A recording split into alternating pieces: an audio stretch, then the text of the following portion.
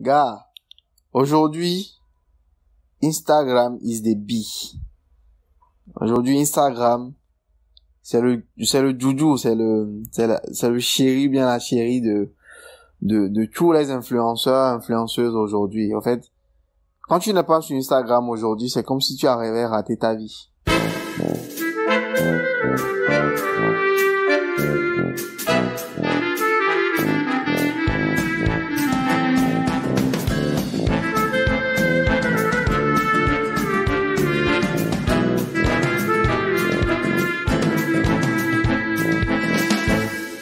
Dre Road, il s'appelle, l'homme qui se cache sous le pseudo Dre Digital sur les réseaux sociaux est celui qu'on accueille sur le podcast Trafiquant aujourd'hui.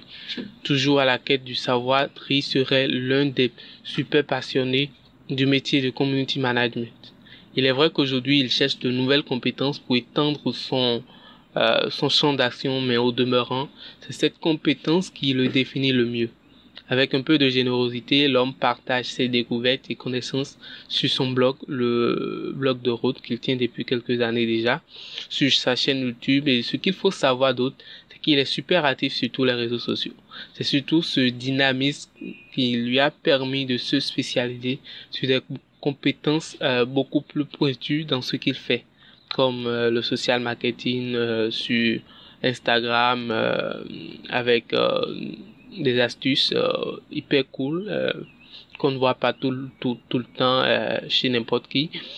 Justement que c'est le point central sur lequel va tourner toute l'interview.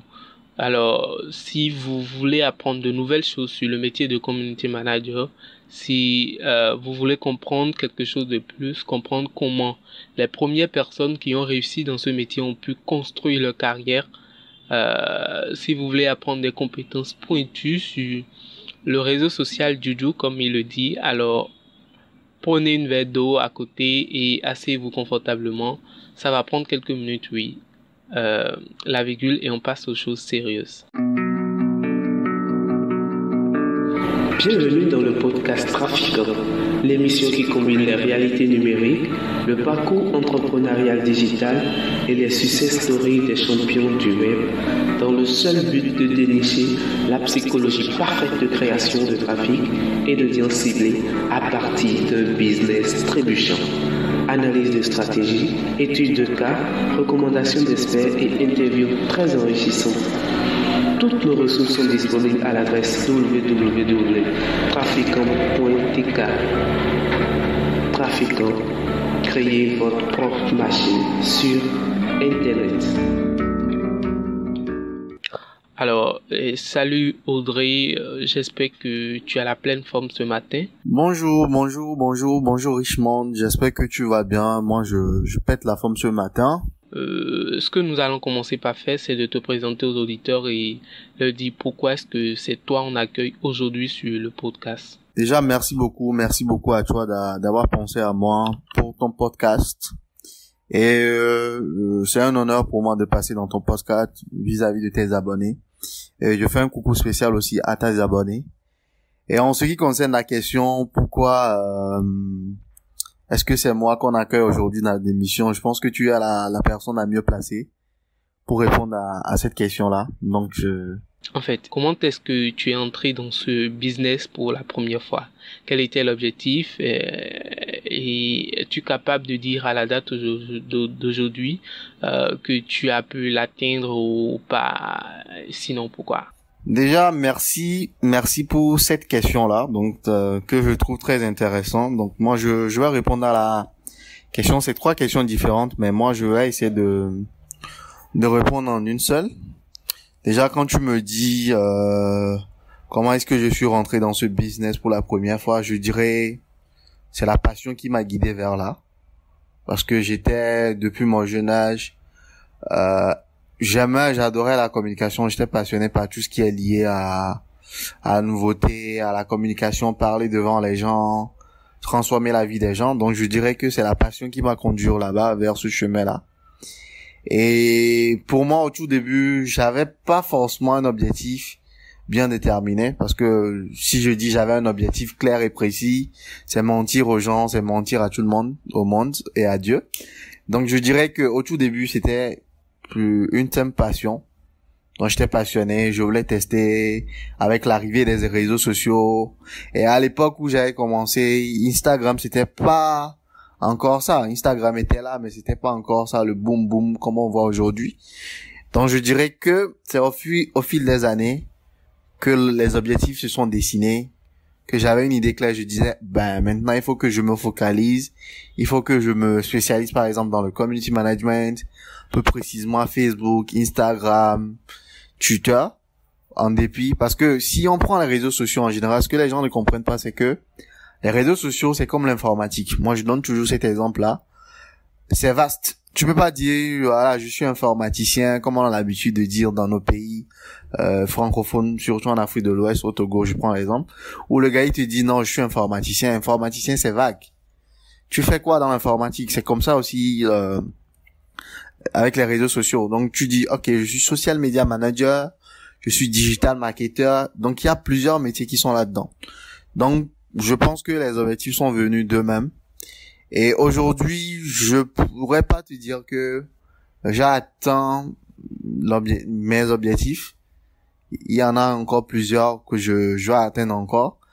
Mais le b.a.-ba, le minimum, il est là parce que je me suis fixé des objectifs que aujourd'hui, bon, je dirais, on dit, il faut pas se féliciter soi-même. Mais moi, j'ai l'habitude de le dire moi-même pour me motiver à aller de l'avant. Et aujourd'hui, je peux dire que j'ai atteint certains de ces objectifs-là.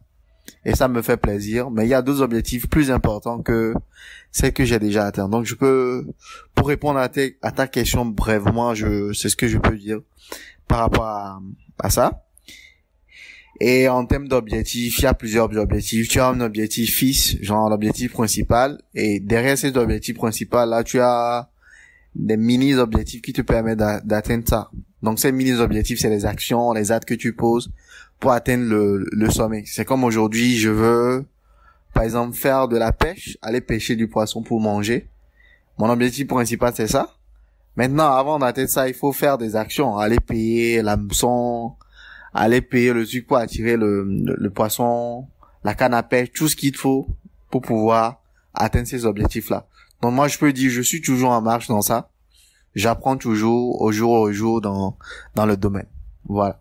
Et si tu nous parlais de ton parcours professionnel dans le domaine, depuis ce jour, tu t'es senti prêt, motivation, pour exercer ce métier aujourd'hui, tu peux nous en dire? Bon, pour revenir un peu sur mon parcours, comme je l'ai dit, bon, il y a pas longtemps, il y a un mois dans une interview que je donnais pour l'agence UX Design, donc avec lequel j'ai suivi une formation en UX Design.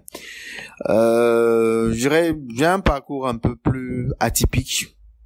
J'ai un parcours atypique parce que moi, comme la routine, je déteste la routine parce que j'aime tout le temps les défis, j'aime les challenges et tout, donc du coup, rester longtemps sur les bancs d'études et tout, bon, je me dis, bon, il faut rentrer dans le vif du sujet, apprendre sur le terrain parce que c'est le terrain qui forme le plus dans ce métier, dans tous les métiers liés au digital. Tu peux beau apprendre, j'en ai fait l'expérience, tu peux beau apprendre des cours sur des formations, avoir toutes les certifications, excusez-moi, qu'il faut, mais si tu n'exerces jamais sur le terrain, si tu n'appliques pas ce que tu as appris, gars, c'est mort, en fait. Donc moi, je dirais, en termes de parcours scolaire, c'est un peu le parcours classique. Genre, tu fais, après ton bac, tu ne sais pas ce que tu dois faire, parce qu'il n'y a pas tellement d'orientation et tout. Bon, tu es passionné par quelque chose, tu te lances, et après, tu retrouves ta voie. Donc, moi, en gros, j'ai fait un peu le cursus normal pour les 3 ans à l'université. J'ai fait 3 à 4 ans à l'université. Mais j'ai fait l'informatique réseau, mais aujourd'hui, je suis social media manager et designer, mais ça n'a rien à voir avec ce que j'ai appris. Et moi, je dirais plutôt, pourquoi c'est important pour moi de revenir un peu sur ce parcours-là, parce que c'est ce qui m'a permis de comprendre beaucoup de choses, m'attaquer dans le monde d'Internet, apprendre comment fonctionnent les machines et tout. Et aujourd'hui, ça m'aide beaucoup dans ma relation avec les développeurs, dans ma relation avec les clients qui n'ont pas forcément les compétences dans mon domaine, mais qui ont des compétences, par exemple, en réseau et tout. Donc, ça me permet de mieux discuter avec ces personnes-là. Et en termes professionnels, je dirais, tout commence quelque part. Parce que on est en Afrique, moi je sais pas, je connais pas forcément la réalité de l'Europe et tout, mais la réalité de l'Afrique, c'est que pour réussir, et chaque matin je me répète cette phrase-là, pour réussir, c'est quelqu'un qui croit en toi et qui te pousse à aller à un certain niveau. Je donne par exemple ton exemple Richmond. Tu as ton blog qui parle des actualités SEO, social media et tout. Quelqu'un vient voir ton blog, il dit waouh, tu fais du bon article, du bon contenu. Ok, on va travailler avec toi sur tel projet et tout.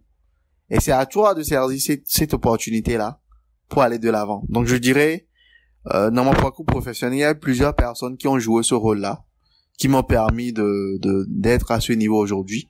Et je remercie beaucoup ces personnes-là. Sans eux, je dirais bon, je serais pas à ce niveau. Et il y a d'autres personnes aussi qui me poussent à aller de l'avant, tu vois. Donc le parcours classique, informatique. Après on retrouve la passion pour la communication digitale, l'arrivée des réseaux sociaux et tout ça en Afrique. On a dit bon, on peut se faire du business avec ce qu'on a. On se lance, on crée du contenu comme ce que tu es en train de faire actuellement.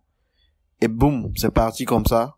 Et aujourd'hui, on est dans ce métier, on exerce ce métier et tout. Qu'en est-il de ton passage sur Adicom Day?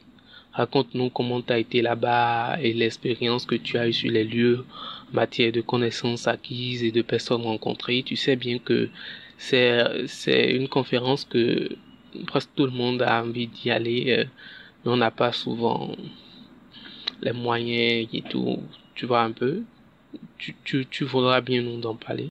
Adicom, pour expliquer rapidement à ceux qui ne connaissent pas, comme vous avez Adicom Days, c'est une rencontre, un événement un peu B2B, comme moi j'ai l'habitude de dire, mais qui rassemble un peu tous les acteurs du digital du continent. Donc, tous les acteurs genre du continent africain qui sont soit basés en Afrique ou soit basés dans la diaspora africaine, France, États-Unis et tout. Et c'est 2 jours un peu d'échange, de rencontres avec toutes ces personnes-là qui ont fait quelque chose pour la communication digitale en Afrique. Je parle des influenceurs, je parle des créateurs de contenu, des blogueurs, blogueuses comme toi et moi, Richmond. Et d'autres personnes aussi qui s'intéressent. Mais aussi, c'est une rencontre aussi où les marques viennent s'intéresser à ces influenceurs-là, viennent travailler, choper un peu quelles sont les personnes avec qui ils vont travailler dans l'année. Et pour parler un peu de mon expérience, Adicom compte à son actif aujourd'hui 3 éditions. Et moi, j'ai participé à la 2e édition, si je ne me trompe pas, en 2018 à Abidjan. Et c'était vraiment, je vous dis, vraiment une expérience formidable parce que j'ai appris beaucoup de choses. J'ai rencontré beaucoup de personnes qui sont dans mon domaine, qui font ce que je fais. Mais on n'avait pas cette possibilité-là de se voir dans un seul espace pendant 2 jours. Et c'était, Adicom nous avait donné cette occasion-là de discuter, d'échanger, de partager des idées parce que tu n'es pas sans le savoir que comment ça fonctionne au Bénin, c'est pas la même chose au Togo, c'est pas la même chose à Dakar avec les influenceurs et tout.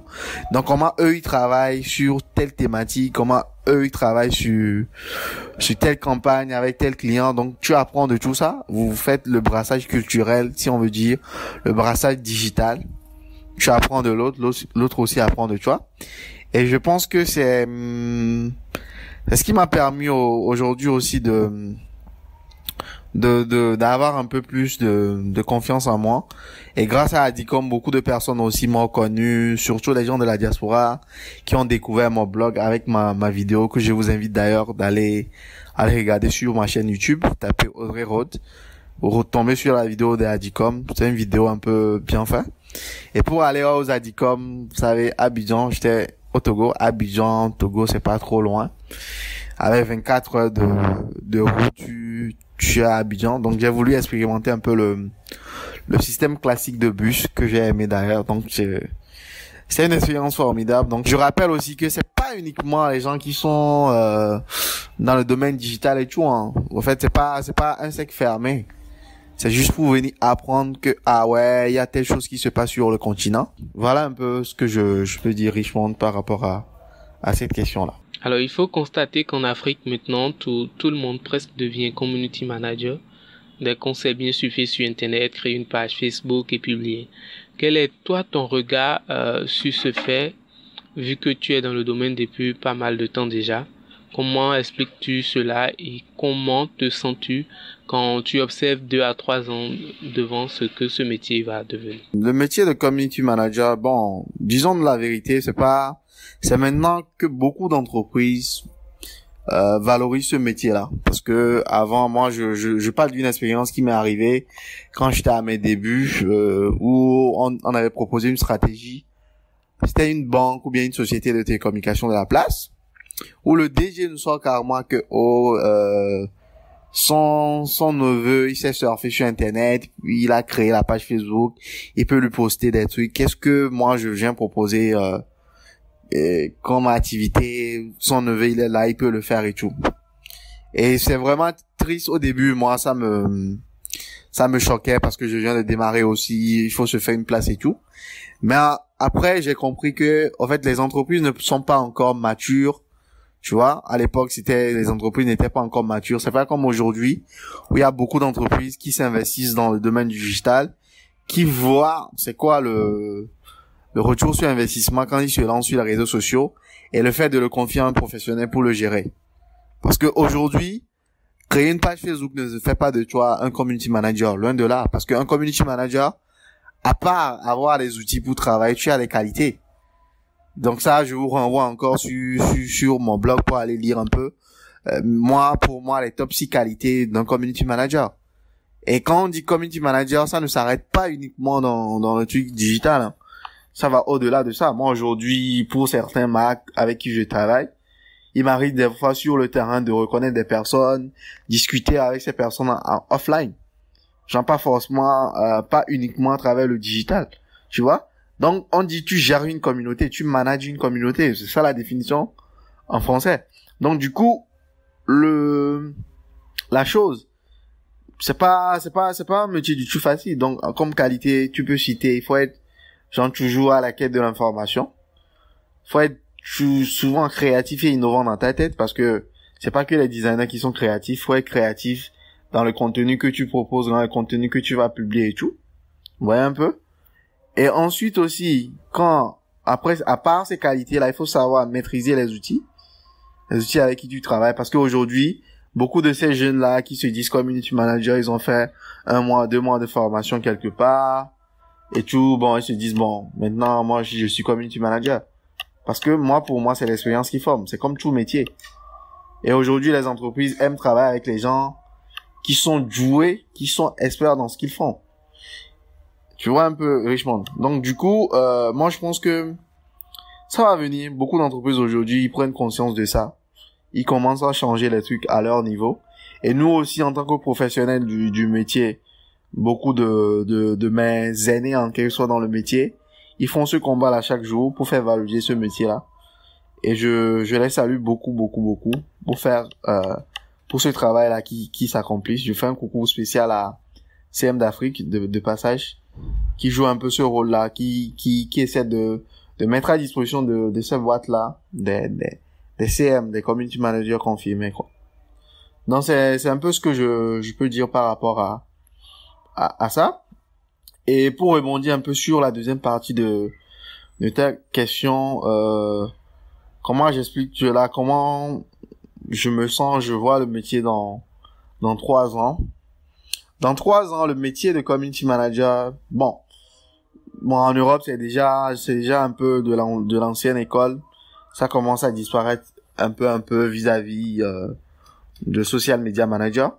Mais nous, en Afrique, comme on est toujours back, on va toujours rester un peu dedans avec ce terme-là. Parce que moi, si je me définis aujourd'hui, je me définis plus comme un community manager. Je me définis plutôt comme un social media manager, parce que c'est un métier qui tend à évoluer. Donc, c'est un métier qui évolue. Donc, il faut s'adapter. Donc, un community manager dans 3 ans, c'est pas quelqu'un qui fait que dans l'exécution. C'est quelqu'un qui peut donner des idées, qui peut faire des stratégies et tout. Donc, pour moi, le métier va disparaître carrément au profit du métier de social media manager et des nouveaux métiers qui se créent aujourd'hui en tant que digital manager, digital marketer et tout ça. Ouais, un peu.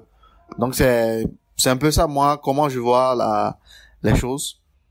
Peut-être les d'autres personnes diront donneront aussi leur point de vue, mais moi c'est un peu ce que moi je vois par rapport à ça.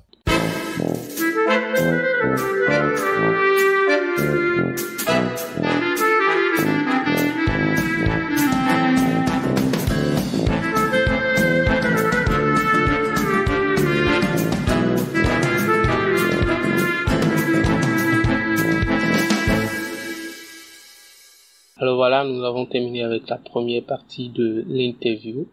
La deuxième partie va plus se concentrer sur les spécificités du métier du community management. Nous irons toucher du doigt quelques réalités, quelques astuces concrètes et tout. Donc déjà la première question que j'ai pour toi, c'est est-ce que si un jour ton jeune frère vient te voir pour te dire qu'il souhaite devenir CM comme toi, si tu dois l'indiquer un chemin simple, clair et sûr pour devenir comme toi, quel serait le parcours, le diplôme, le niveau et les compétences nécessaires pour l'exercice de ce métier? La question me fait un peu rire là, parce que ta question pour dire voilà quel est le chemin rapide et tout, effectivement tu as raison, parce que aujourd'hui quand on parle du métier, il y a pas assez de formation en Afrique, il y a pas, bon, disons formation certifiante, mais depuis quelques temps, 2 ans déjà, il y a mes aînés, bon je prends l'exemple de Chedou Kamdiem avec CM d'Afrique, et je prends l'exemple de Paul Roland Béné, donc depuis Abidjan. Donc, ils sont deux potes de deux grands noms du community manager en Afrique. Donc, je dirais aujourd'hui, si tu es jeune, tu veux devenir community manager, ok? Le chemin simple, c'est que quoi? Tu as 2 formations. Donc, il y a la formation de Chedou Kamdiem qui te permet, il y a 3 différents formats. Donc, tu as le cours en ligne, tu suis pour devenir CM sur une période de 1 mois, 2 mois, 3 mois. Et tu as la deuxième option, c'est avec Paul Roland Béné, qui est plus une formation présentielle, donc une formation complète sur plusieurs jours, plusieurs semaines plutôt, si je peux dire, avec des intervenants différents, ce qui rend un peu la formation complète. Et tu t'inscris à l'avance, donc tu tapes sur internet, tu tapes le CM d'Afrique, formation CM d'Afrique, et tu tapes formation devenu community manager de Paul Roland Béné, tu trouves l'info. Ok. Maintenant, en termes de diplôme, aujourd'hui, par exemple, spécialement à Dakar avec l'école ISM, ils ont un diplôme qui va un peu dans ce sens-là, qui te forme pendant une année scolaire de 3 ans, où tu as une licence, un bachelor en marketing digital. Mais c'est un peu plus vaste, un peu plus large. Mais pour faire un truc spécifiquement, je vous conseille plus ces formations-là de ces confrères-là, camerounais et ivoiriens. Ou soit, aujourd'hui aussi, vous avez des sites comme Open Classroom, bon, qui n'est pas trop cher aussi. Donc, vous avez des cours là-bas que vous pourrez suivre pour valider un peu votre niveau, acquérir des compétences à travers l'exercice et tout ça. Donc, moi, c'est un peu ce que je peux vous ajouter. Et sur Udemy aussi, pour ceux qui sont intéressés toujours par les cours en ligne, vous avez Coursera, vous avez Udemy. Ces 2 sites-là sont en anglais, mais pour les cours plus en français, vous avez Open Classroom. Moi, pour la petite histoire, je suis encore des cours dessus, genre dans d'autres domaines pour m'améliorer un peu. Pas forcément dans le domaine du community manager, mais dans d'autres domaines liés au design, à la technique, à l'enseignement et tout. Donc, moi, je vous encourage vivement ces formations-là pour pouvoir aller un peu plus loin. Mais aujourd'hui, bon, à moins que je connais pas les écoles à Abidjan, mais ici, je sais qu'à Dakar, avec ISM, tu as un truc focus digital marketing. Voilà un peu. Au-delà de tout ce que nous savons déjà sur ce métier, je veux parler de l'opinion publique et autres. Quel est l'aspect du community management que toi, tu trouves très très important et que doit savoir toute personne qui s'y prête vraiment? Bon, vous me direz, pour ceux qui écouteront après le podcast, vous me direz un peu ce que vous pensez de CM. Parce qu'aujourd'hui, quand tu parles de CM en Afrique, community manager, voilà, on te dit, oh, C'est le gars qui passe sa vie sur Facebook. Il y a même un visuel que j'avais partagé en temps sur mon blog là-dessus. Donc, c'est le gars qui passe ta vie sur Facebook. Bon, ça m'est arrivé aussi à mes débuts, hein. Genre, je suis en entreprise. Où le gars, il me dit, non, toi, tu es tout le temps sur Twitter. Qu'est-ce que tu fais? Tu dors sur ces réseaux sociaux-là. Ben, ça, c'est un community manager. Il faut savoir que le travail de community manager commence, si tu es un bon, commence même avant d'aller sur les réseaux sociaux. Parce que moi, je dis souvent ça. Qu'est-ce qui passe sur les réseaux sociaux? C'est le contenu que tu publies. Qui passe sur les réseaux sociaux. Tu publies du contenu pour engager qui? Pour engager une communauté. Donc, il faut un travail en amont. Il faut faire un travail en amont avant de penser maintenant à utiliser les outils. Et le travail en amont qui se fait, il faut connaître ta communauté, ta cible avant tout, la personne à qui tu vas t'adresser. Tu peux pas aller au marché, comme on dit en Afrique, je prends toujours la politique par exemple. Tu peux pas aller, par exemple, te présenter comme candidat sans connaître ton public. Genre, sans connaître les problèmes de ton public, qu'est-ce que je dois proposer et tout, comme plan. Et ça se passe aussi comme ça. C'est pourquoi j'ai dit tantôt dans la première partie du questionnaire que community manager, il faut être créatif, il faut être innovant dans ta tête. Il faut être toujours, l'autre partie, dans les deux autres parties que j'ai citées tout à l'heure, la création de contenu. Gars, c'est le plus gros du boulot. Je vous dis pas comment c'est fatigant. Souvent, tu trouves pas le bon contenu. Tu trouves le bon contenu, mais il faut le temps de le réadapter, de le relire, voir un peu dans quelle mesure, dans quel sens tu dois tourner ça pour que ça matche, pour que ça marche, pour que ça accroche les auditeurs. Si on reste dans le centre du podcast, les auditeurs qui vont écouter, ou bien les personnes qui ont liké la page, qui vont suivre les publications de la page. Donc, il y a ce travail-là qui se fait en amont et que tout le monde ne sait pas parce qu'aujourd'hui, tu te dis, ah ouais, tu viens dans une soirée, tu poses juste les vidéos, tu fais les lives. Moi, par exemple, tout dernièrement, quelqu'un m'a sorti ça, j'ai rigolé, quoi. J'ai dit non, même avant de venir faire cet événement, il faut préparer une stratégie. Qu'est-ce qu'on fait à quelle heure? Il faut un calendrier bien défini. Donc, on sait que, ok, mardi à 18h, on va faire un post sur Instagram qui va parler de ça. Ok? Donc, le post qu'on va faire, c'est le contenu, il est déjà prêt. Quand je parle de contenu, je parle en termes de texte, je parle en termes de création visuelle et tout. Parce que le texte, tu l'écris. Tu écris le texte qui va passer sur le visuel. Si par exemple, tu n'as pas les talents de graphique et tout, tu dis, ok, je fais un briefing au graphique qui va me créer les visuels. Tu vois, donc, moi, je pense que c'est le côté qu'il faut voir le plus dans ce métier-là, quoi. Genre, la partie où on fait la magie, en quelque sorte, pour pouvoir produire quelque chose de bien. Alors, selon toi, quelles sont les erreurs qu'un community manager ne doit jamais faire? Quelles sont les erreurs qu'un CM ne doit jamais faire?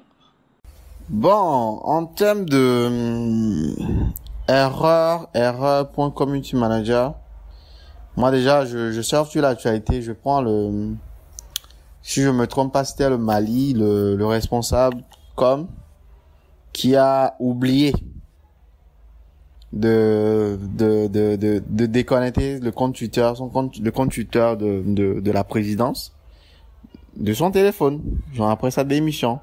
Donc du coup, lui, il veut se prononcer sur un sujet.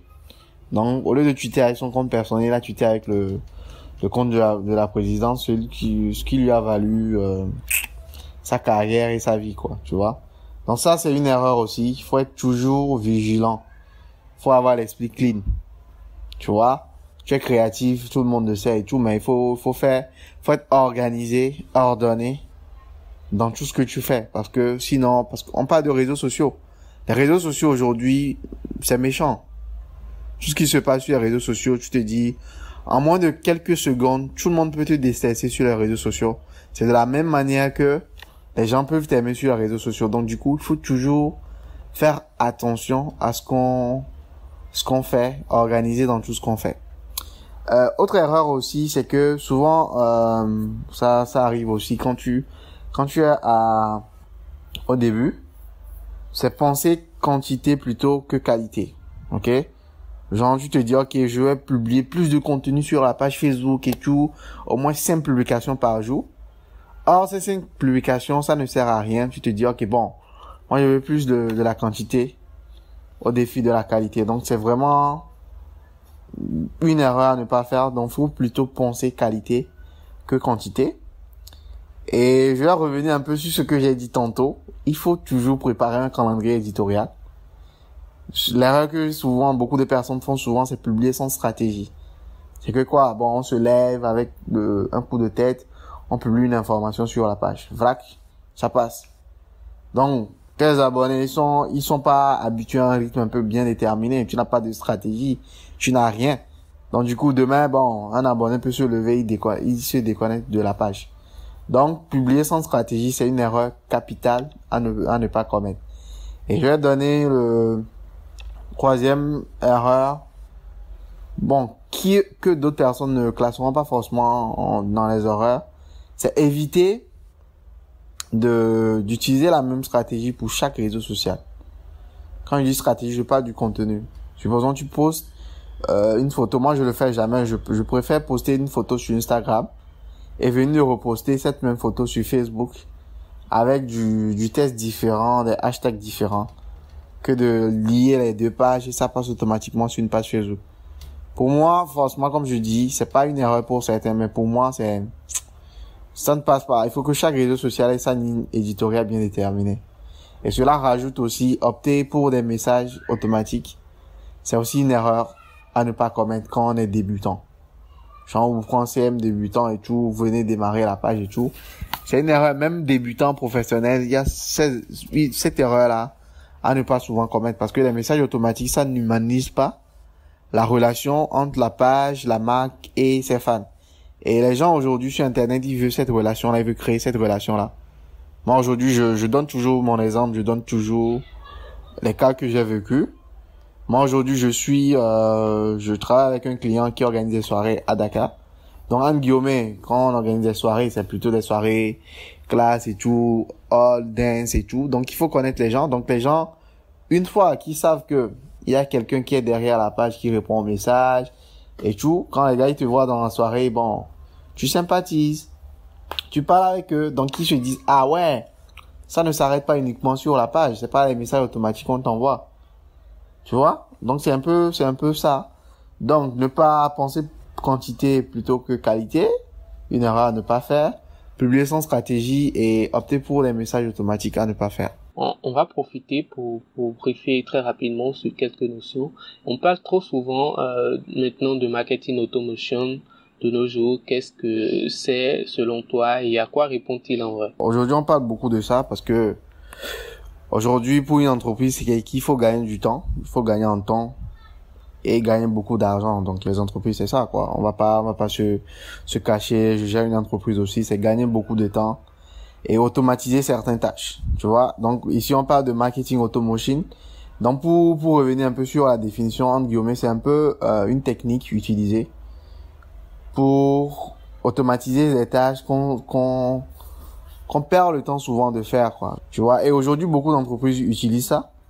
Entre guillemets, c'est utilisé pour gérer un peu tout le processus marketing lié au site web d'une entreprise par exemple, ou de la présence de l'entreprise sur les réseaux sociaux. Donc c'est par rapport à une tâche, à une action bien définie de l'utilisateur, on automatise une action marketing qui va vers lui, quoi. Je donne un exemple terre à terre. Aujourd'hui, je vends un bic. Je suis une entreprise qui vend des bics. Ok, j'ai une page Facebook, donc je publie mon nouveau produit pour dire ok, il y a un bic, waouh et tout. D'accord? Donc, il y a les gens qui cliquent sur le lien pour venir acheter le bic sur mon site. Et tous ces utilisateurs-là, ils ont suivi un parcours. Donc, nous, ce qu'on appelle le parcours UX, le parcours utilisateur User Experience. Donc, ils ont suivi un parcours, donc, de la page Facebook pour tomber sur mon site. Et il y a certains de tes utilisateurs-là qui vont continuer le parcours, qui vont aller jusqu'à l'achat du produit, l'achat du bic. Et il y a certains qui vont s'arrêter en chemin, tu vois. Donc, toi, tu collectes toutes ces informations-là concernant tous ces utilisateurs. Et à un moment précis, tu sais exactement quoi envoyer à qui. Et ça rend un peu la relation avec le client un peu plus intéressant. Il se dit, ah ouais, ces personnes-ci, ils font pas des mails génériques et tout. Et l'exemple de mail, c'est mieux pour que vous compreniez, mais il y a plusieurs exemples aussi, hein. Il y a plusieurs exemples quand on parle de marketing automation. C'est pourquoi je suis revenu un peu sur la définition de début. C'est le fait d'utiliser un peu des logiciels et des services pour exécuter, gérer ou automatiser les tâches marketing, tu vois. Donc, tâches marketing, il y en a plusieurs. Pour ceux qui ont fait le marketing, même le vrai marketing, ils vous diront quelles sont les actions marketing et tout ce qui va avec. Donc c'est un peu ça le marketing automation. Et moi ça à quoi répond-il vraiment? Voilà, c'est un peu à ça, c'est un peu personnaliser cette relation là avec le client, gérer le processus marketing lié à l'achat de produits sur son site, ta présence sur les réseaux sociaux et tout quoi. Tu vois? Donc le système de comportement des utilisateurs, des utilisateurs, comment ils se comportent. Et en fonction de ça, toi, tu crées des cibles un peu bien définies, tu envoies des messages un peu plus ciblés, quoi. Donne-nous 2-3 outils basés sur ce système que tu utilises pour gérer tes réseaux sociaux au quotidien. Et en parlant d'outils pour ta productivité. Pour citer quelques-uns de mes outils, entre guillemets. Bon, comme outil phare que moi j'utilise, je fais pas trop de l'emailing, mais j'en fais pour des clients, mais j'utilise plutôt Mailchimp, qui est très connu, que beaucoup de gens utilisent pour envoyer des mails aux clients, des emails. Comme deuxième outil que j'utilise aussi en termes de gestion de mes réseaux sociaux, j'utilise Buffer, donc qui est une application dont j'ai parlé sur mon blog. Une application très efficace. Des fois j'utilise HotSuite aussi. Mais mon kiff, c'est plus Buffer, quoi, que j'utilise sur mon téléphone. Du programme mes publications Facebook, Twitter qui passent sur la page des clients. Et comme troisième outil que j'utilise aussi en termes de gestion, d'organisation, j'utilise beaucoup Calendly pour les rendez-vous. Donc aujourd'hui, ceux qui vont faire un peu un tour sur le site de l'agence pour réserver un rendez-vous un peu téléphonique, j'utilise Calendly, où une personne y vient, ça permet de planifier une interview ou bien une réunion, ou bien un appel à plusieurs. Donc, le client, il vient choisir son horaire, et moi, derrière, après, j'automatise les tâches qu'il reçoit un mail à tel moment pour le rappeler qu'on a un rendez-vous. Donc, pour citer, c'est les trois outils-là que j'utilise, Mailchimp, Buffer et Calendly. C'est des outils en anglais, hein, voilà. Et pour parler en termes de productivité, moi je fais l'effort, voilà, c'est pas facile, je fais l'effort pour toujours fixer mes tâches, avoir une to-do list. Donc pour ça, j'utilise Trello, qui me permet de savoir quelles sont les tâches de la journée, de la semaine, du mois à gérer. Et l'autre outil en termes de productivité aussi, j'utilise Slack pour discuter sur les projets, aller vite. Donc c'est les deux outils principalement que j'utilise en termes de productivité. Mais il y a d'autres outils aussi que vous pouvez trouver sur Internet. Et moi, ça reste mes deux top que j'utilise couramment, tous les jours dans ma vie professionnelle et personnelle. Alors tout à l'heure, j'ai cru comprendre que dans ce métier, tu as une spécialité qui te confère à la date d'aujourd'hui le rôle, la charge de gérer une des plus grandes communautés d'Instagram en Afrique subsaharienne. Mon audience et moi avions quand même envie d'apprendre plus sur cette communauté-là, mais avant, je suis curieux de savoir pourquoi choisir se spécialiser sur Instagram, facteurs favorables, et puis parlant de cette communauté-là, c'était quoi? Bon, déjà ça, la question est un peu longue, mais je vais essayer de répondre rapidement. Donc bon, le projet entre guillemets, c'est le projet IGES Togo. Donc IGES Togo, donc faut savoir que pour ceux qui ne le savent pas, IGES, c'est un peu les utilisateurs de Instagram, on les appelle les IGES. On les appelle pas les Instagrammeurs, on les appelle les IGES. Donc les IGES, c'est un peu cette communauté-là qui se crée dans chaque pays. Donc c'est l'ensemble de personnes qui sont passionnées des photos, qui sont passionnées du réseau social Instagram. Et l'idée un peu, c'est de permettre à ces personnes de se retrouver, de partager entre eux des astuces, des tutos, mais aussi d'aller découvrir d'autres zones, de valoriser un peu tout leur continent, une ville, une destination un peu bien plus précise. Et moi, j'ai eu l'idée là en 2016, quand j'étais en Tunisie. Et en Tunisie, j'étais avec la communauté des Instagrammeurs Tunis. En Tunisie, par exemple, il y a plusieurs communautés. Donc moi, j'avais participé à ce qu'on appelait un instant meet, où on était parti dans une ville un peu plus éloignée de la capitale, mais qui était, je vous dis pas, un village trop beau, avec le paysage et tout. Je me dis, ah ouais, au pays, on a plein de choses, on a des villes qui sont cachées. Pourquoi ne pas lancer ce même concept et tout ça au pays? Et au tout début, j'étais seul au tout début pour lancer. Je l'ai lancé en distance, j'ai lancé le compte Instagram.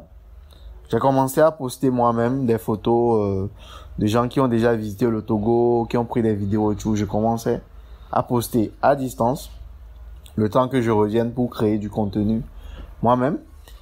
Et c'est là que tout a commencé. 2016, 2017, je suis revenu. J'ai produit moi-même les contenus, je suis allé sur le terrain et tout. En 2018, si je me trompe pas, en 2018, on a fait notre première rencontre avec nos fans, les gens qui nous suivent sur le compte. Et c'était vraiment un défi pour nous, pour toute l'équipe, de relever, de rencontrer ces personnes-là en présentiel. Et moi, pourquoi choisir de se spécialiser sur Instagram? Il faut savoir aussi que Instagram aujourd'hui, c'est un peu le réseau favori des millennials. Et c'est le réseau qui fait le buzz en ce moment. Moi, à l'époque, Instagram, les entreprises n'investissaient pas trop dessus sur Instagram. Et les gens qui ont su tôt, genre ces influenceurs-là, qui ont su tôt se lancer sur ce réseau social-là, aujourd'hui, ils gagnent leur vie, quoi, avec leurs 10 000 abonnés, 500 millions d'abonnés. Ils gagnent leur vie. Donc nous, l'idée aussi, c'est que Instagram, c'est un réseau social un peu créatif, plus photo. Parce que quand tu vas dans certaines feeds, dans certains comptes Instagram, des personnes qui sont waouh, qui sont pas fortement photographes, mais qui prennent des photos, tu te dis waouh, c'est joli ce feed-là. Et ça te donne envie de les follow, de partager les contenus qu'ils publient et tout ça. Donc nous, c'est un peu ce qui nous a poussé un peu d'investir un peu sur ce réseau-là, parce qu'on prenait des photos, on faisait des sorties pour découvrir des zones. Donc Instagram était la plateforme adéquate pour pouvoir véhiculer ce message-là. Et donc du coup, c'est pourquoi on s'est dessus. Et aujourd'hui, on est à plus de 5000 abonnés sur le compte, en termes organiques, sans sponsoring bien sûr. Et on a pas mal de personnes qui interagissent avec le compte, donc jusqu'à 50K de personnes. Et on a lancé un concept depuis 2019. Le concept était plus impliquer un peu nos fans dans la gestion quotidienne du compte. Donc du coup, on lance des takeovers où un week-end donné, un abonné prend possession du compte, il partage un peu avec tous ses fans. Et je dirais ça fait un boom quoi sur le réseau. Souvent les gens en réclament et tout. Et aujourd'hui, je dirais que je suis pas la seule personne qui gère aujourd'hui ce compte iGuess Togo. Donc vous allez sur Instagram, vous vous abonnez au compte et ça vous donne envie de visiter le Togo, ça vous donne envie de venir voir qu'est-ce qui se passe au Togo. Donc on fait du tourisme quoi, tu vois. On fait un peu du tourisme, valoriser un peu tout ce qu'on a comme bien, tout ce qu'on a comme beau dans notre pays, et pour valoriser un peu cette destination-là. Mais on élargit un peu plus le champ, mais on va plus dans les autres pays pour dire, ok, bon, on valorise l'Afrique en général. Donc, du coup, je pense que aujourd'hui, je suis pas, la seule personne qui gère le compte. Je tiens vraiment à le préciser. Je tiens vraiment à remercier mon associé sur le projet qui m'aide en termes de gestion quotidienne du contenu sur le compte. Donc, merci beaucoup à lui aussi, et merci à toutes ces personnes à qui nous suivent, qui nous follow chaque jour. Voilà un peu. Je sais pas si j'ai répondu un peu à ta question. Autre chose que j'ai apprécié dans l'initiative, c'est qu'à un moment de l'évolution, vous êtes sorti du cadre virtuel et vous avez commencé par organiser des rencontres en présentiel. À quel moment, toi et ton équipe aviez senti le besoin de sortir de ce cadre? Et comment vous avez pu mettre en place l'idée et avoir de vos fonds présents? L'idée ici, c'est de nous dire quand même avec précision comment il faut introduire une stratégie pareille dans la cadence, comment faire pour que son implémentation puisse être réussie, même au-delà d'un domaine comme la photographie, le tourisme et autres. Bon, déjà pour te dire, aujourd'hui en Afrique, en fait, le truc c'est que il faut de la data. En fait, beaucoup d'entreprises aujourd'hui en Afrique, ils ont ce problème-là. Et il y a des grosses boîtes, des grosses agences qui proposent ces genres de services maintenant à ces entreprises-là pour leur fournir de la data. Parce que sans la data, tu peux pas faire une stratégie forcément qui marche. Et même avec la data, en Afrique, on est trop imprévisible, quoi, tu vois. On peut se dire, ok, ça va marcher à la lettre et tout. Moi, j'ai eu à bosser sur un événement comme ça pour donner l'exemple où tout se passait bien en ligne et tout, mais il fallait faire un déclic en offline. Et moi, je voyais pas ça venir. Pour moi, tout marchait à la lettre, quoi. Genre, parce que sur Facebook, sur Twitter, sur tous nos canaux de communication, tout passait bien, les gens interagissaient et tout. Mais il manquait juste la présence physique. C'était juste une seule fois. Si on avait fait une seule fois le terrain en offline, on allait gagner le pari. Donc après, ça nous a permis d'apprendre. Donc c'est pour dire que, pour raconter, pour faire un peu la jeunesse de cette rencontre-là qu'on a organisée avec nos fans. Je parle là du projet IGES Togo. Donc, je vous invite encore à aller vous abonner au compte Instagram. L'idée, entre guillemets, c'est que bon, au début, moi, à l'époque, j'avais 3 autres personnes avec qui je travaillais qui sont basées à Lomé. Et moi, je faisais les allers-retours entre Dakar et Lomé. Donc du coup, j'étais pas forcément sur place pour produire du contenu, prendre des photos et tout. Et avec les autres collaborateurs, ils sont plutôt d'autres profils, ils ne sont pas plus profils de photographes, art et tout. Tu vois? Donc moi, je me suis dit, bon, ça fait 2 ans qu'on existe, pratiquement bientôt 3 ans qu'on existe. La communauté existe, les gens nous suivent un peu de partout de la diaspora. Il y a les gens qui sont venus en vacances. Quel est le bon moment? On s'est posé la question. Quel est le bon moment?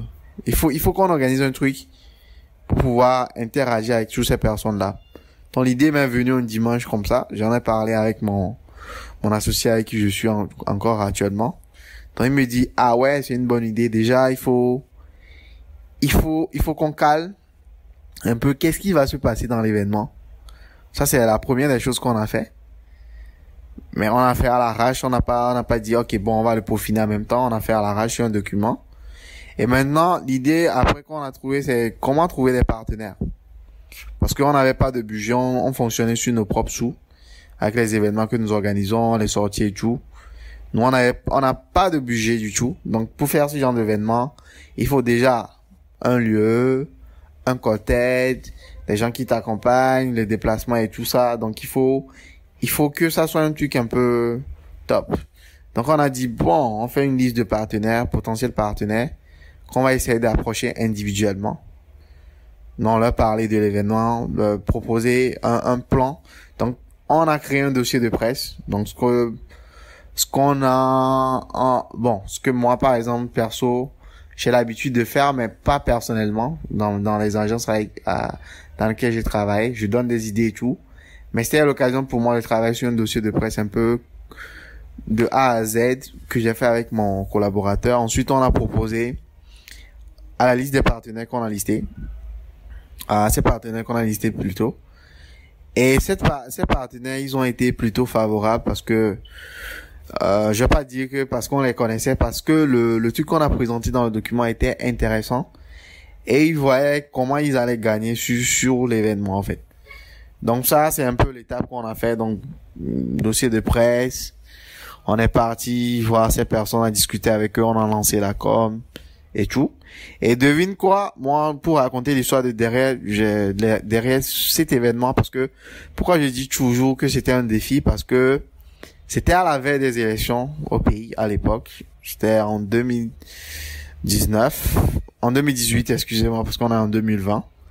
Et c'était à la veille des élections en décembre 2020. C'était un 19 décembre. Et on sait tous très bien en Afrique, au Bénin, au Togo, les élections, les gens n'aiment pas trop sortir pour éviter certains problèmes. Et les gens étaient énormément inscrits, voilà, genre, on avait lancé un formulaire en ligne avec la com, une page Facebook, pour dire, on publiait c'est quoi l'objectif de l'événement et tout. On dit, ok, les gens se sont inscrits. Donc moi, au truc, on a eu une centaine d'inscrits, pour ne pas dire un gros chiffre pour mentir, mais on a une centaine d'inscrits. Et on a eu une trentaine de personnes qui ont participé. Donc déjà, pour nous, on s'attendait pas à ce boom. Parce que pour nous, c'est une idée qui est venue comme ça, voilà. Est-ce que tous nos fans, parce que tous nos fans n'étaient pas au même endroit, au même moment. Et le truc qui nous a plu, c'est que après, les abonnés qui se connaissaient pas forcément, ils se sont connus à notre événement. Il y a beaucoup de personnes qui utilisent des pseudonymes sur Instagram et tout. Après, tu vois le gars, tu dis, ah, waouh, c'est toi derrière, ce compte Instagram, c'est bien.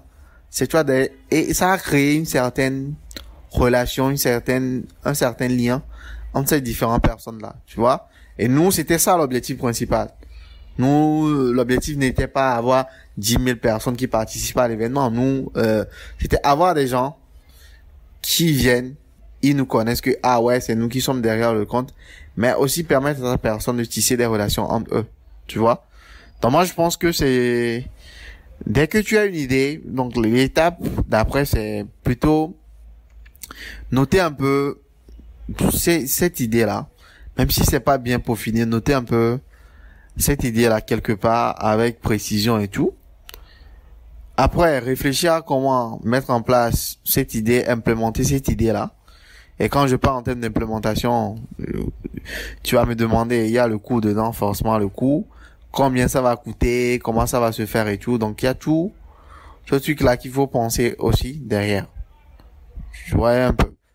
Donc moi je pense que il y a ça, c'est très important. Mais quand tu veux sauter les étapes pour dire que j'ai une idée, je sens que ça va marcher et tout, vas-y, tu apprends de tes erreurs. Mais quand tu as l'idée, il faut toujours l'écrire et après repeaufiner, voir un peu dans quelle mesure ça peut marcher. Donc moi je vais pas te donner un canevas un peu bien précis parce que tu m'as parlé un peu de l'e-commerce et tout. C'est un peu un modèle un peu différent aussi parce que si pas forcément dans le domaine de la photographie ni du tourisme et tout, mais chaque domaine spécifique, moi l'étape clé c'est noter ce que tu as, voir un peu, voilà, est-ce que j'ai 0 francs dans la poche là, qu'est-ce que j'ai comme ressource, qu'est-ce qui me manque pour ajouter à cette ressource là, tu vois un peu. Donc c'est un peu ça. Nous venons de le dire et tu l'as confirmé d'ailleurs que tu as des compétences aiguës sur Instagram. Que penses-tu que ce réseau social offre de spécial de plus que les autres réseaux sociaux et quels sont les types de business qui marchent habituellement avec nous? Ouais, comme le dit mes amis Kamer, gars, aujourd'hui, Instagram is the bee. Aujourd'hui, Instagram, c'est le doudou, c'est le chéri, bien la chérie de tous les influenceurs, influenceuses aujourd'hui. En fait, quand tu n'es pas sur Instagram aujourd'hui, c'est comme si tu arrivais à rater ta vie. On se retrouve avec les millennials et les entreprises aussi qui débarquent en vitesse sur Instagram. Aujourd'hui, Instagram, je l'ai dit tantôt, Instagram, c'est purement de l'art. Déjà, l'application, l'interface de l'application, là, je mets ma casquette de designer, de UI designer. L'interface de l'application, la manière dont comment ça fonctionne, le parcours utilisateur, tout ça, ça te donne envie de découvrir un peu ce qu'il y a derrière Instagram, tu vois. Donc moi, je dirais aujourd'hui, Instagram, j'adore Instagram. J'aime Instagram pour m'inspirer. Je vais sur Instagram, je vois les photos, les images, les visuels et tout ça pour m'inspirer si j'ai un boulot à faire. Déjà ça, c'est un truc numéro 1 que je fais avec Instagram. Tu vois? Ce que par exemple Twitter n'a pas, cette facilité-là, cette interface-là, parce que c'est pas sa spécialité. Facebook aujourd'hui qui devient un peu saoulant, parce que Facebook, moi, je le considère comme c'est le grand marché où il y a tout. Tu trouves tout et du n'importe quoi aujourd'hui sur Facebook. Et il faut savoir faire la part des choses. Or, sur Instagram, c'est un peu plus raffiné, designé et tout. Et en termes de business aujourd'hui, quand je parle de business sur Instagram, il y a plein de business. Aujourd'hui, les influenceurs font leur business sur Instagram en faisant du sponsoring, du placement de produits dans leur story, parce qu'ils ont beaucoup d'abonnés, ils ont plein de personnes qui les suivent et tout. Ils vont dans les soirées, ils partagent les infos et tout ça, tu vois. Et autre business aussi, les marques aussi qui débarquent sur Instagram, ils débarquent avec une stratégie un peu bien définie pour attirer ce beau monde-là qui est sur Instagram, tu vois. Donc aujourd'hui, il y a plein de business qui marchent. La vente de produits, de e-commerce. Tu prends des photos de tes produits, tu vends des tomates, et tu fais bien peaufiner. Tu sponsorises, tu fais appel à, pas forcément un gros influenceur, un micro ou bien un macro influenceur. Tout dépend de ce que tu veux faire, quoi. Donc, mais aujourd'hui, Instagram, pour réussir sur Instagram, il y a deux choses. Bien travailler son compte, bien travailler la description de son compte. Et toutes les photos que tu publies sur Instagram doivent être au top. Sinon, personne, tu peux beau mettre des hashtags qui font le buzz sur Internet, mais la photo ne va jamais décoller. Si le contenu n'attire pas, ça va pas décoller. Donc, Instagram, ça attire. Et ce qu'on n'a pas sur les autres réseaux sociaux. Donc, est-ce que je peux dire pour répondre à cette question-là? Comment tu trouves des contenus pour l'alimenter? Les hashtags, les stories, les multiples émoticônes, comment tout ça fonctionne dans le système, quelles sont leurs utilités et tout? Bon, j'essaie de répondre à tes deux dernières questions-là en une. Déjà, pour trouver le contenu, c'est simple, hein. Donc, il y a d'autres comptes Instagram. Déjà, il faut fixer une ligne éditoriale, quoi. Genre, si tu sais que tu veux produire du contenu sur Instagram, ben, personne ne te force à commencer à arrêter après. Moi, pour ceux qui suivent mon compte Instagram, moi, j'avais posté plus de 900 posts, hein, mais j'ai plus le temps de supprimer tout.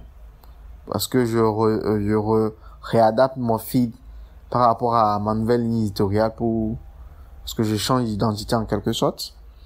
Mais pour trouver de l'inspiration, il faut déjà avoir une ligne éditoriale. Qu'est-ce que je dois publier sur Instagram? Est-ce que je publie que des photos de moi?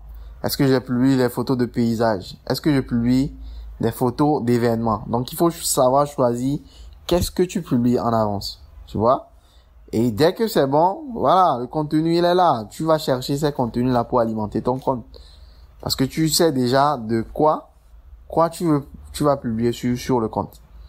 Et maintenant, parlant de tous ces outils-là que Instagram offre, parce que Instagram, il fait des mises à jour pratiquement, moi je dis pratiquement tous les jours, mais c'est pas tous les jours dans le sens du terme. Mais Instagram aujourd'hui, tu fais une story de malade, quoi. Tu fais des stories, on dirait, genre, si tu savais bien monter les vidéos, parce qu'il te permet d'ajouter des emojis, d'ajouter tout ce que tu veux. Mais on peut pas aller dans le détail de tout ça, parce que tous ces éléments-là jouent un rôle capital pour attirer les gens vers ton feed, pour interagir avec des personnes. Parce que l'objectif un peu, c'est quoi? Publier les contenus, c'est d'attirer les gens, d'attirer des personnes sur ton compte, informer les gens, donner envie à la personne de te suivre. Donc, tous ces éléments-là, ça permet de faire ça. Donc, faut juste avoir un peu de créativité pour pouvoir les ajuster. Chacun à sa place et dans le bon sens et bon, le tout à jouer frais. Enfin, pour terminer cette partie de l'interview, quelles sont tes meilleures ressources gratuites pour apprendre les compétences profondes en community management? Pour les ressources gratuites en community management, je reviens surtout sur le site de Open Classroom qui, avec l'option gratuite, tu suis des cours, surtout en vidéo, c'est ce qui est intéressant. À part ça, tu as le journal du community manager, donc moi je visite beaucoup. Tu as le blog du modérateur, donc qui sort aussi des articles, des nouveautés concernant le métier. À part ça, j'ai CM d'Afrique parce qu'il faut valoriser un peu ce qu'on a chez nous. Faut faut pas laisser ce qu'on a chez nous. Donc j'ai STM d'Afrique aussi, qui font du bon contenu. Avec chez Kamdem, le grand Kamdem, un aîné, que je respecte beaucoup. Et il y a d'autres sites aussi qui te permettent et il y a le blog de Agora Plus et le blog de Roadsuite, qui font pas mal de contenu très intéressant sur le métier, sur le marketing digital en général, le blogging et tout ça. Donc moi, c'est un peu sur ces sites-là que je navigue, sur lesquels je tourne, et d'autres sites de partenaires, d'influenceurs qui sont basés à Londres, à Paris, aux États-Unis, etc.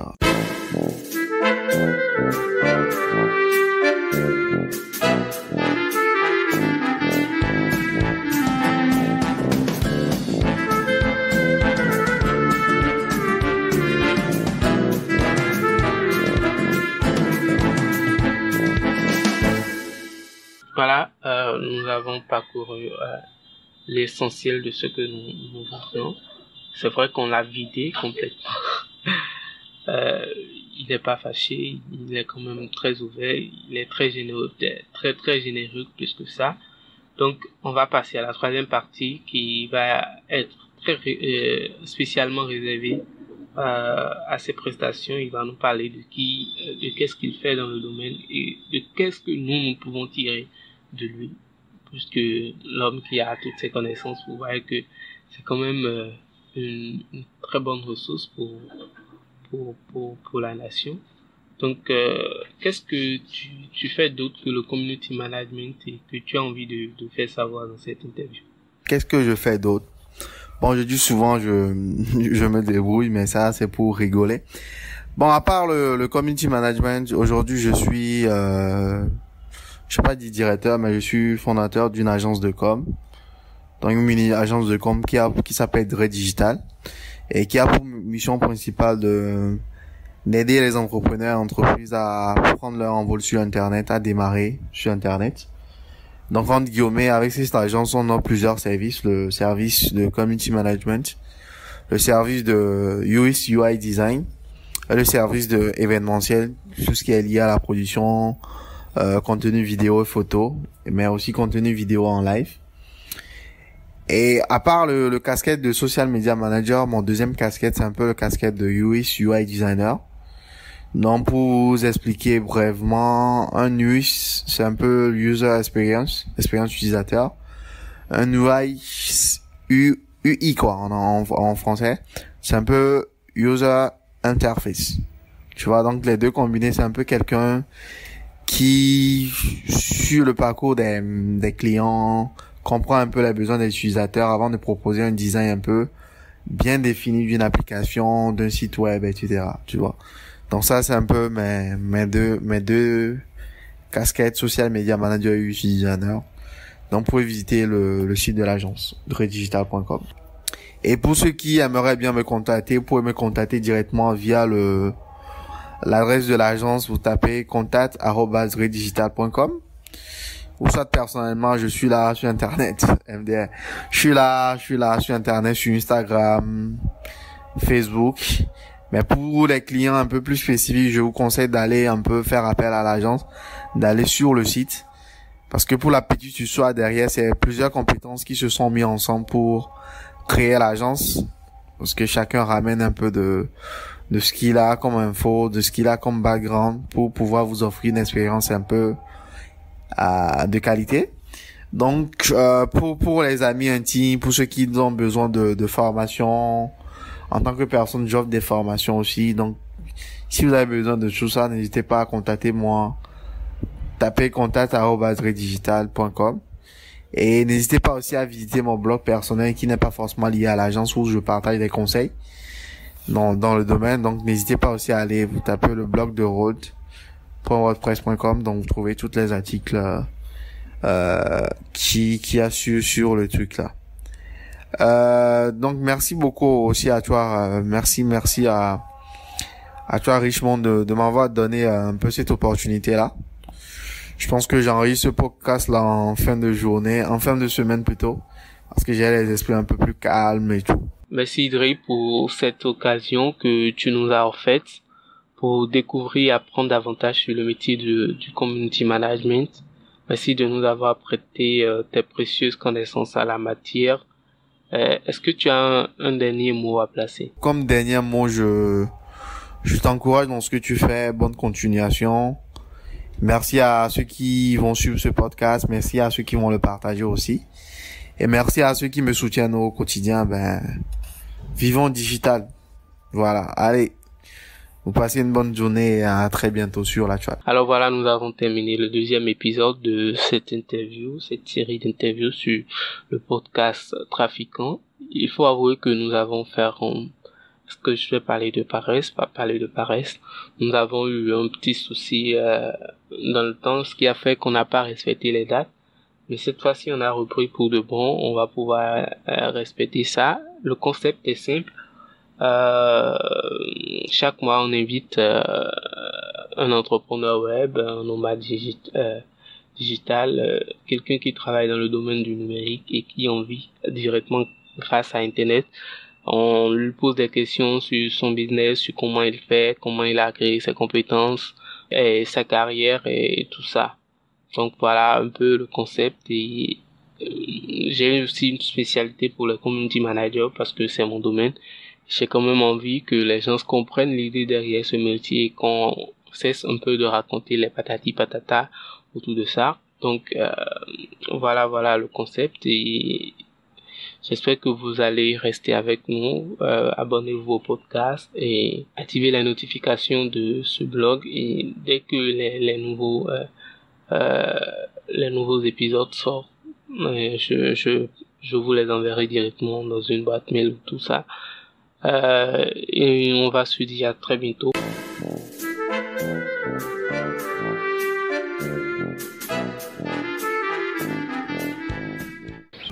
À mercredi prochain pour un nouveau numéro.